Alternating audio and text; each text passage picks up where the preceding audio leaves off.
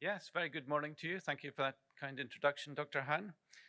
It's a pleasure to be here again. A warm welcome to our new experts, and it's very pleasure to see Global Fishing Watch here and the Regional Plan of Action for IUU. So we look forward to your presentations. I'd like to begin now really with a kind of setting the scene for IUU fishing. It's to give a broad overview and to really start with some fundamental questions. When did catching fish become illegal fishing? Now, many of us will like to go fishing. Maybe drop your line in the ocean or in the river. And many of us will catch a small fish. Do you have authority to catch that? It's just recreation, but is it recreation? Are you poaching? These are quite serious questions. You know, who owns the fish and who has the right to catch the fish? You? Do you have that right? Do I have the right to catch fish? Or is it the king who owns the fish, or the queen who owns the fish? Or is it the state that owns the fish? What about those areas of the ocean that belongs to no state? Who owns the fish there? These are fundamental questions that we often slightly don't think about. I was reading that in parts of Indonesia, for example, that the right to fish in coastal areas is often at the discretion of a certain sea chief who determines who has the authority, the traditional authority, to allow you to fish within their coastal waters. And certainly in Europe, it can be traced back to around the 13th century that various kings and nobles began to create laws to stop the local people fishing in what they considered to be their rivers, to target species such as salmon and sturgeons. And any person that was fishing within the river would be charged with poaching. But of course, because the sea cannot be controlled in the same way as land, and because there is always some uncertainty associated with the fish moving between the rivers and the oceans, and from one part of the ocean to the next part of the ocean, disputes arise over the ownership. That's not your fish, that's my fish. I should be able to catch that, not you. And so this has been an age-old problem as to who really owns and who has access to the fish. But it's particularly a diffuse situation in the open ocean. Offshore sea fisheries, until the last century, had no history of regulation at all. There was just considered a vast, limited, open access resource that needed no management or control. And consequently, it was assumed that exploitation by one nation could not limit another nation's potential to do the same. But that quickly proved wrong. Growing demand from the rising human population, technical innovation, market forces began to turn fishing into an industrialized economic activity that was driven by competition and profit, and very rapidly led to overfishing of these seemingly undepletable stocks.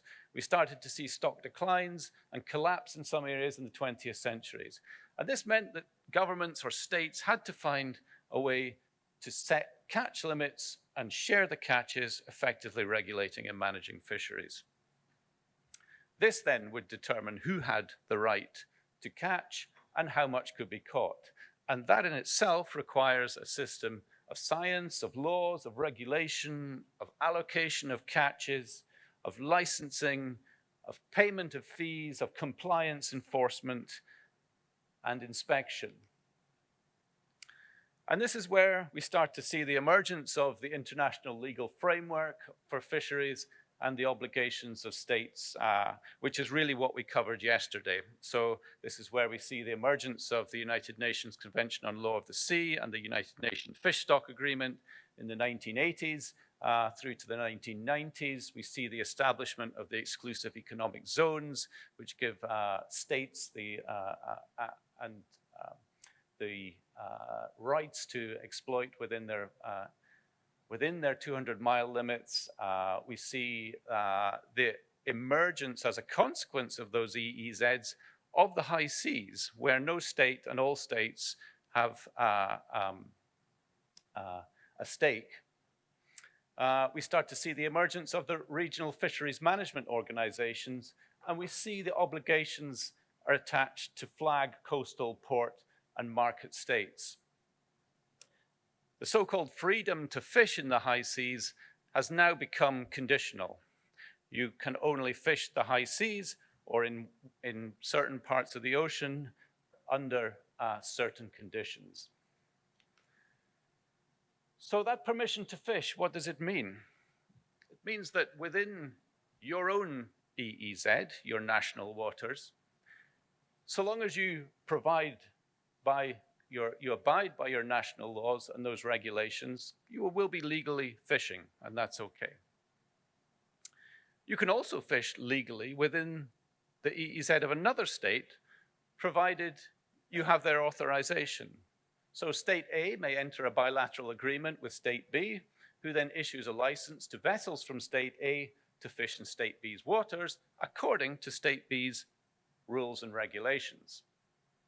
Now, if you want to go into the high seas, beyond any EEZ, then states have to become a member of a regional fisheries management organization and abide by those measures that the RFMO has established.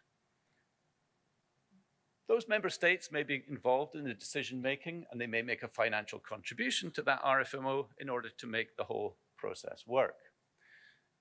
But it's not just member states of RFMOs. States that are not members of a regional fisheries management organization, but formally agree to cooperate with that regional fisheries management organization and abide by its regulations, may also have the opportunity to fish at the discretion of the RFMO. So this might be, for example, if they didn't previously have capacity to fish, or if they propose to target a species that is not currently exploited. So there are some exceptions to this. So when then does fishing become illegal? Well, clearly, if it's within your own EEZ and you break your national laws and regulations, then you're fishing illegally. Very straightforward, right? If you're in the EEZ of another state, maybe you have no agreement to fish with them, you're illegal. Very simple, straightforward.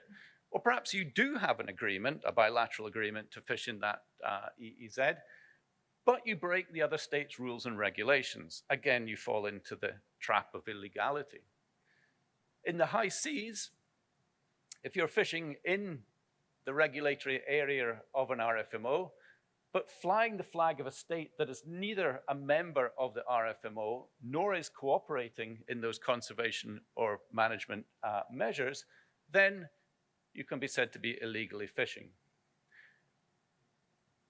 Likewise, if you are a member or a non-contracting cooperating party, but you break any of the RFMO's rules or regulations.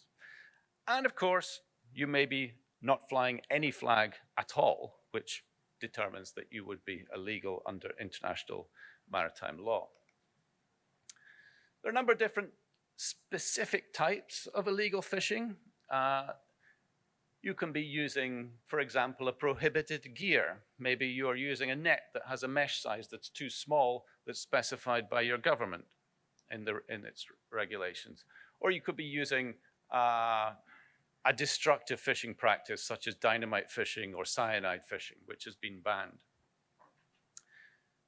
You could be illegally fishing if you operate within an area that's been closed to fishing, such as a marine protected area, or perhaps during a season which is closed to protect the fish stock.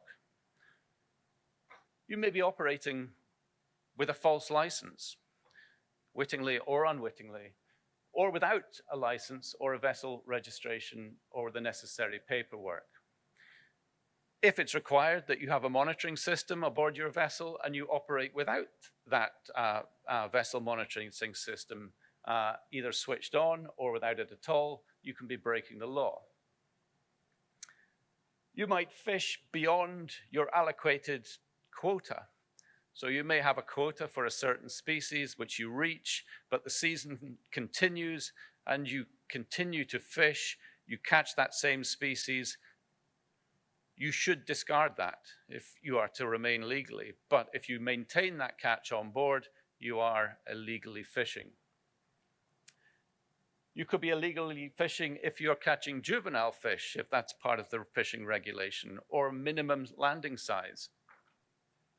Or the opposite of that, you could be high grading your catch, which is when you're keeping only the largest fish out of the catch because they have the highest market value, and you're maybe discarding the remainder of the catch. So there are many, many different sort of nuances to what illegal fishing is.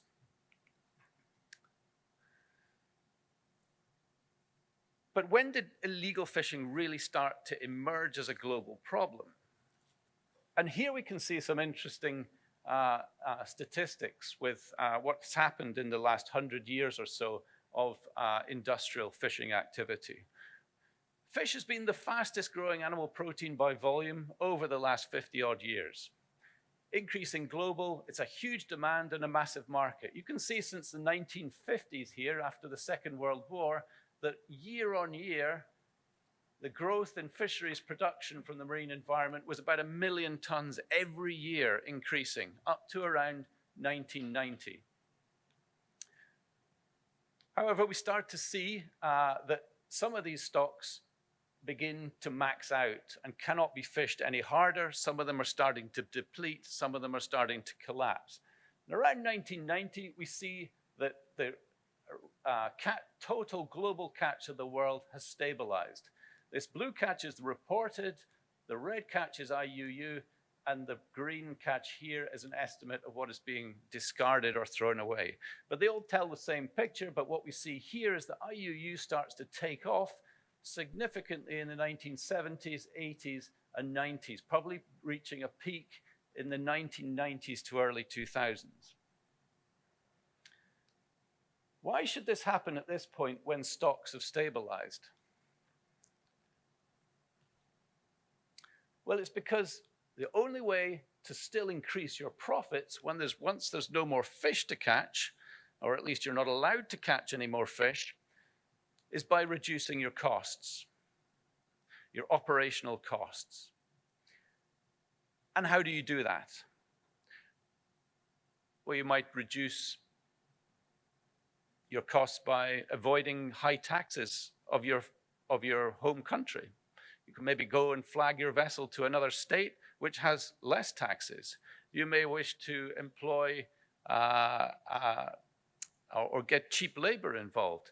You may wish to actually start to become illegal and flout the laws, because this will increase your profit margin. So going illegal at this point actually becomes the only way to actually increase your profit in many ways. So we start to see that the emergence of illegal fishing as a global problem in the sort of 80s and 90s.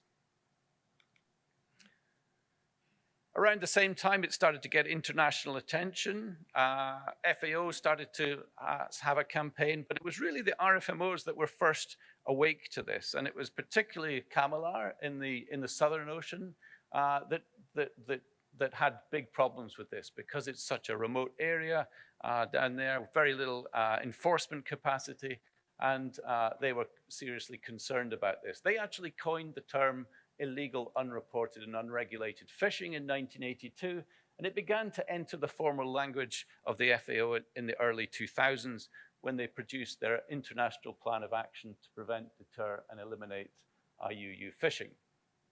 It's since gone on to feature heavily in a lot of the FAO literature and legislation. It was even a part of the Sustainable Development Goals. There was a target there within SDG 14, which was by 2020, was to effectively regulate harvesting and end overfishing, illegal, unreported, and unregulated fishing.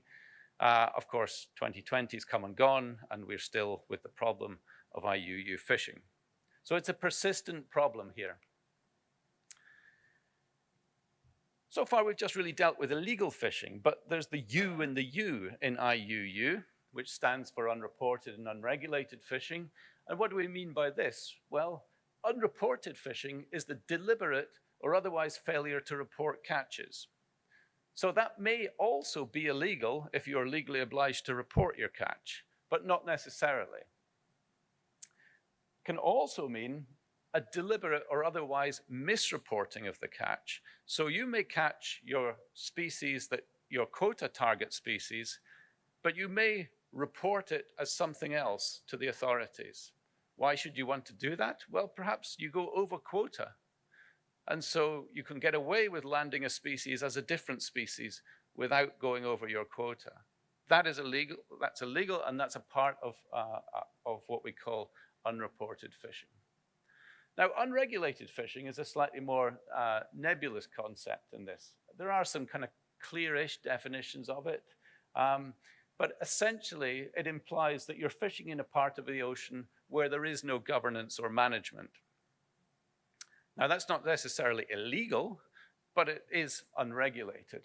And of course, we know that there are some gaps in RFMO coverage in the high seas. We have this area in the Southwest Atlantic where there is no RFMO for the bottom demersal species. There is a tuna RFMO here, but nothing for the other species. So essentially, is fishing in this area here considered to be unregulated?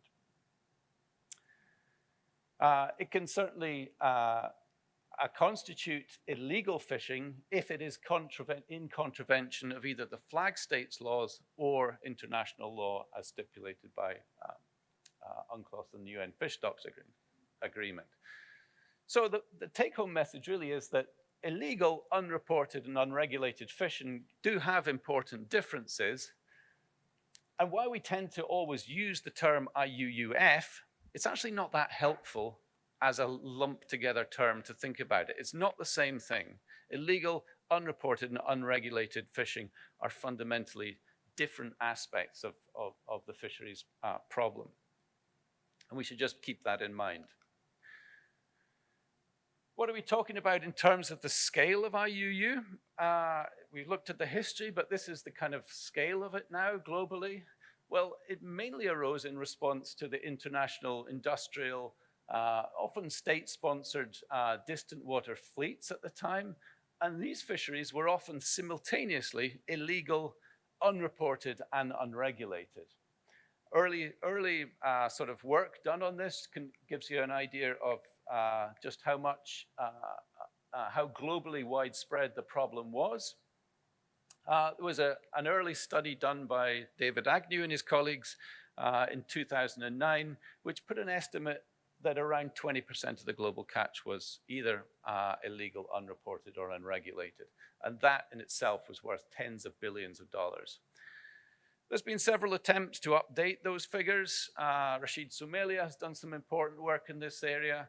And it doesn't really suggest that there's been much significant global improvement. Having said that, there are some significant regional success stories. The WCPFC in the Pacific has made very good progress against illegal fishing within its regulatory area, as has CAMELAR in the Southern Ocean. So it can be tackled and it can be improved, but globally, it's still a significant problem. So mainly we've been talking so far about these industrial and distant water fleets. These are dominated by developing countries. 5 fleets, China, Taiwan, Japan, South Korea, and Spain account for 90% of the global effort of distant water fishing. Of course, distant water fishing itself is not illegal, but there are many sort of reasons why distant water fishing fleets tend to fall more into illegal situations than others. They have to operate through access agreements with coastal states or on the high seas as contracting parties to an RFMO, but they often may take advantage of open registry flag states to avoid being legally bound by the international conservation and management measures and labor laws. And of course, we know that the EEZs of many coastal developing states, and we know that the high seas are often very challenged by monitoring, compliance, and surveillance. So there's little capacity here, and that means when there's little capacity, there's opportunity to flout the laws. Currently, there's a non-governmental organization called TMT that estimates, that combines all the blacklists of the RFMOs together. The most recent figures I could find suggest that there's currently 214 industrial fishing vessels blacklisted as IUU fishing that are still in service. They're often shrouded in a bit of secrecy through complex vessel ownership and registrations. So it's very difficult often to track these vessels down, and they move from one jurisdiction to another.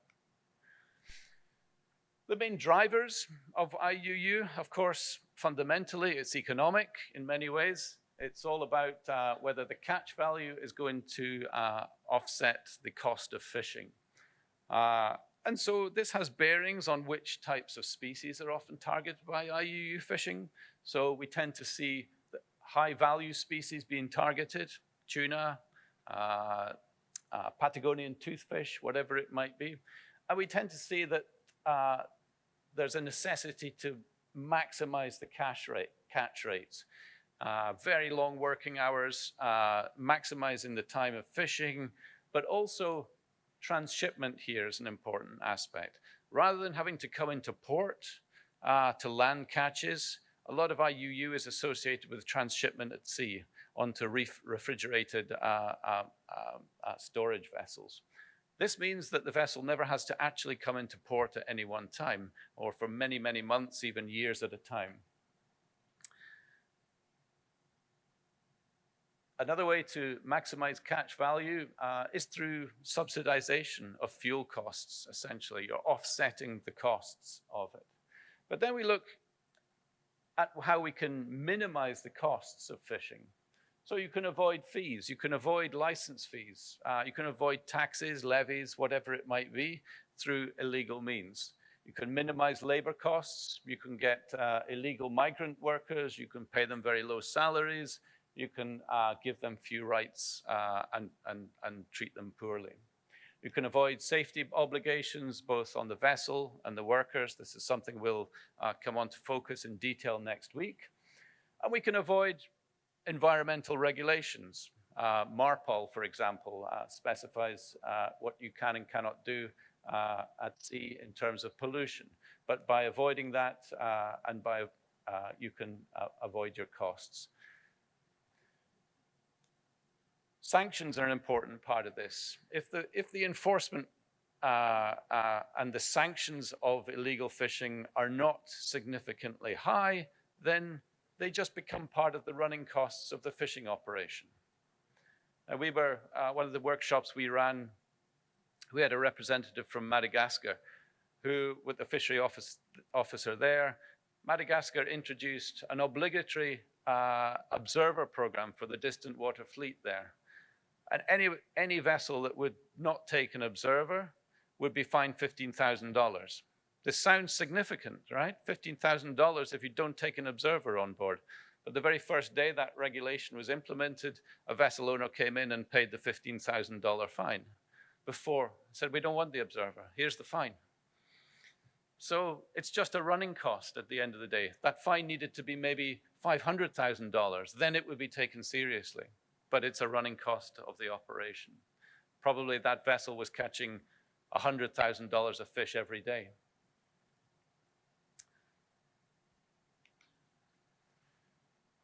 As I said, limited enforcement and capacity and cooperation can be a problem. Illegal fishing often targets areas of the ocean where there is limited capacity, such as the EEZs developing coastal states.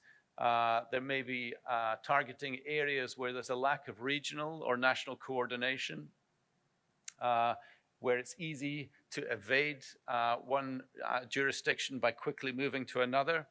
Or it may be that they just simply target very remote areas of the ocean where the monitoring, compliance and surveillance is simply too costly to implement effectively at scale. I mentioned this thing about the flags of convenience here, and I think it's worth to spend just a little bit more time about this and what a flag of convenience is and why it tends to be associated with illegal fishing. So the Convention on Law of the Sea demands that every vessel fly a state flag that signals its nationality, and that in turn defines its legal identity and the laws that it must follow. The flag state then is responsible for controlling its fishing fleet activities and enforcing any environmental, safety, or labor regulations. Of course, there is a cost associated with registration and the adherence to those laws. If you're a national or a closed registry, these require the ownership of the vessel and largely the crew to be primarily citizens of the flag state.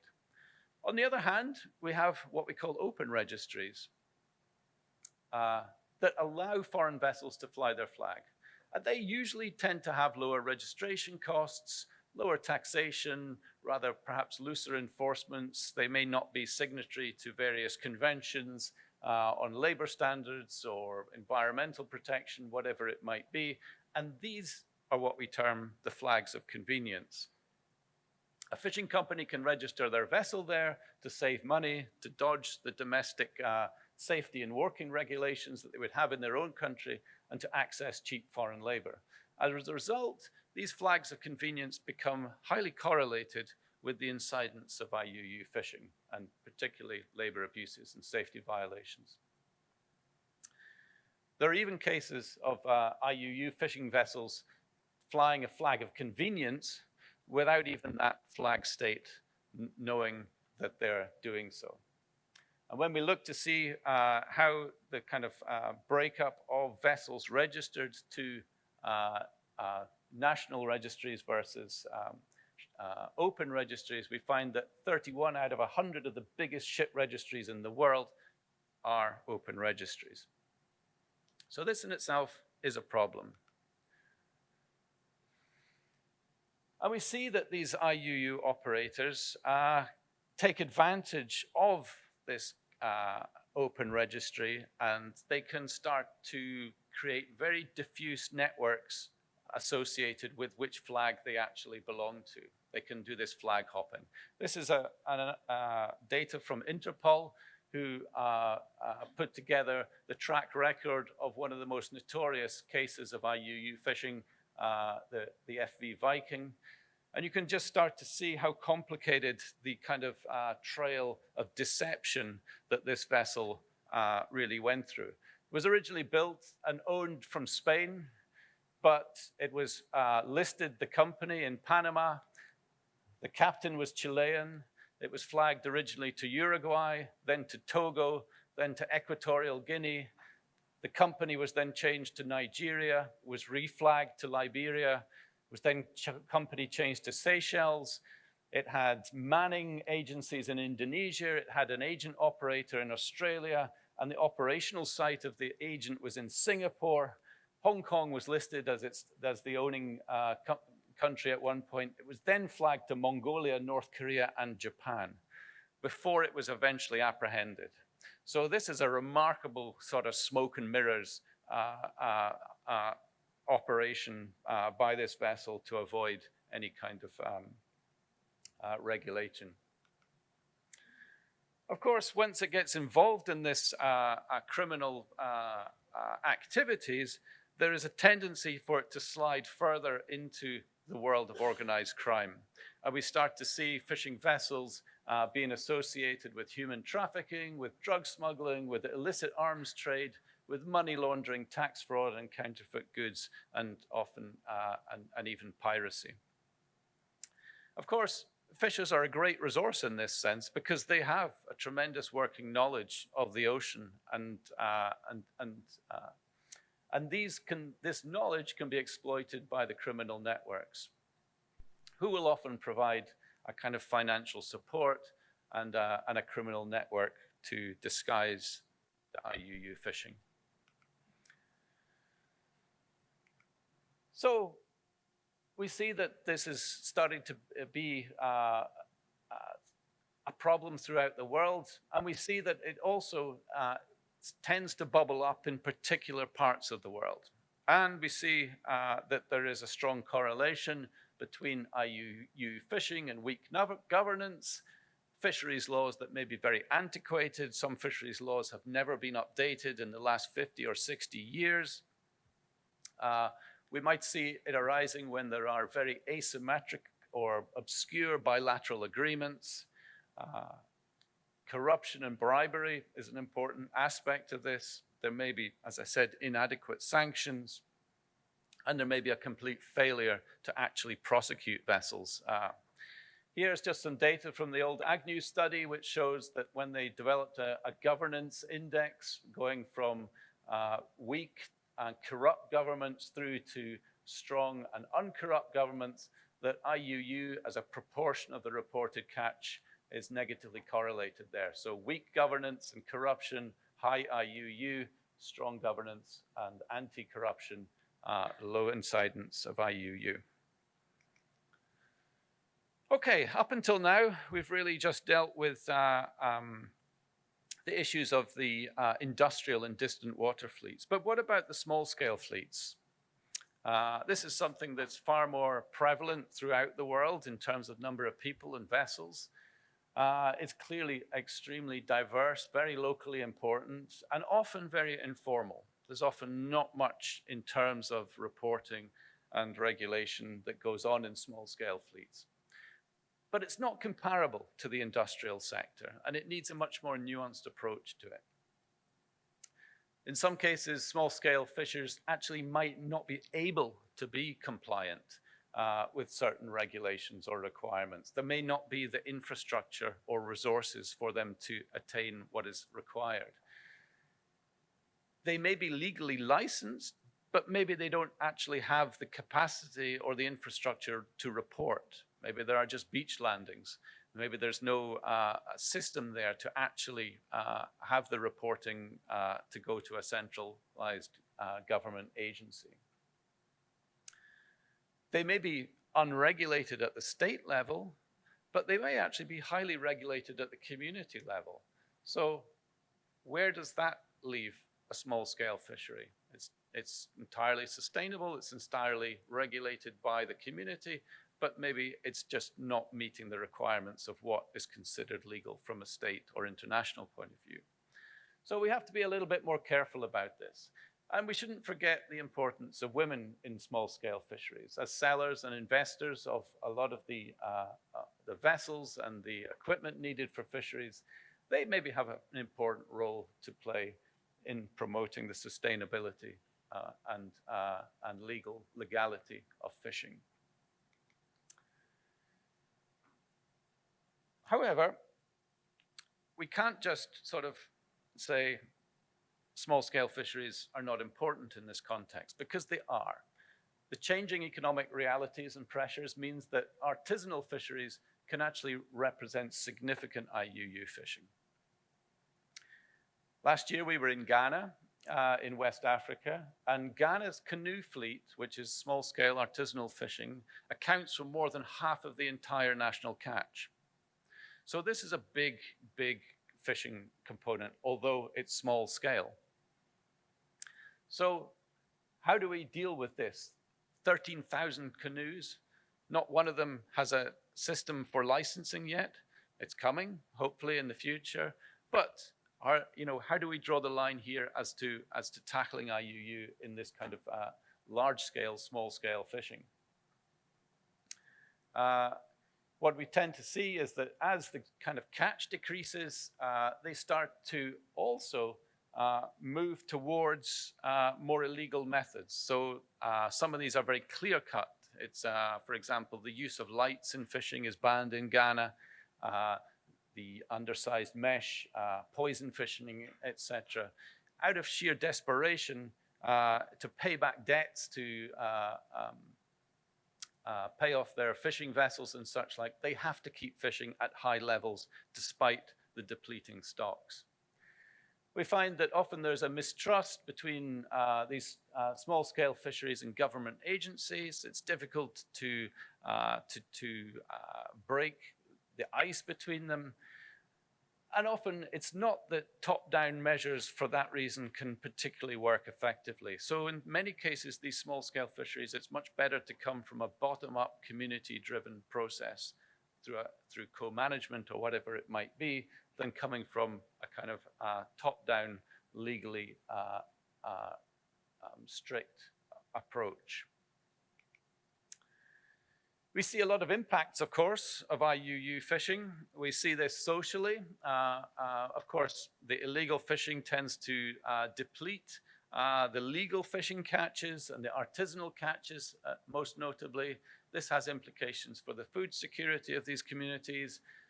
They may have their fishing gear damaged by the illegal fishing operators.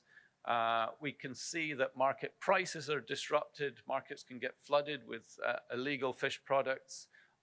We can see that the local employment of fishers is impacted and decreasing. We see that this has knock-on effects for women's processing and marketing jobs within the coastal communities. The processing capacity can be impacted, and local market supplies can be disrupted. And then we see, possibly because of this connection to other crime-related activities, the introduction of drugs to these coastal communities and other illegal activities. We often find that IUU is linked to labor abuses and human rights abuses at sea.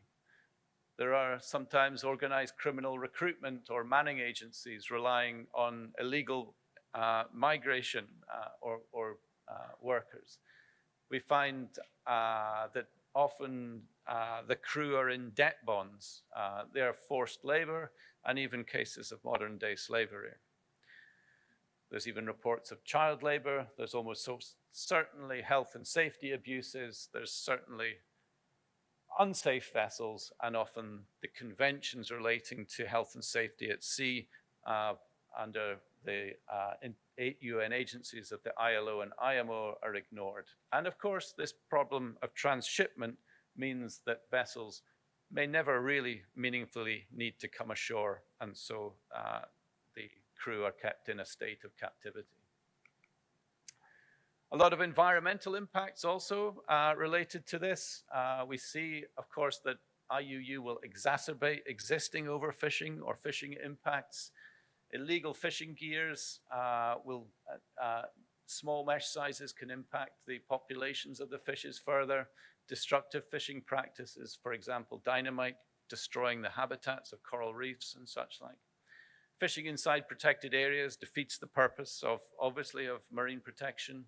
Fishing on vulnerable species or threatened or protected species.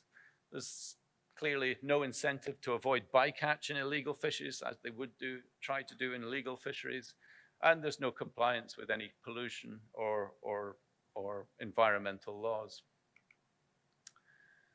There are, of course, economic consequences, not just the direct loss of the value of the catch that could be taken by the coastal state if the IUU was not taking place, but also the avoidance of any kind of landing fees, license fees, taxes, other levies that would be paid by the otherwise legal fishing operators.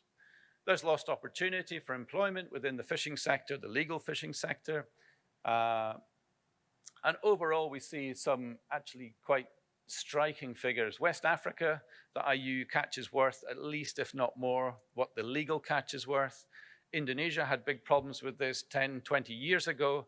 They did some economic studies of this and realized that the estimate was around $4 billion worth of revenue being lost to IUU every year, which triggered some major political interventions into tackling IUU fishing. So how do we tackle IUU? And this is really where we come to CAPFISH and how we're trying to approach the problem here. Of course, we have a lot of international organizations and agencies that potentially have or a direct sort of role in combating fisheries crime and IUU. We have the FAO, of course. We have the Port State Measures Agreements. We have their anti-IUU plans of actions. We have UNODC with their tackling organized crime. It's a significant part of the work they do. We have the IMO and the ILO with their regulations relating to human and labor and safety at sea. We have the World Trade Organization relating to fisheries subsidies, and so on and so forth. But we need to go a little bit beyond this international framework, because this is also the wider world that's involved. We need to think about what the fishing industry and the vessels owners have to say about all of this, and what role they play.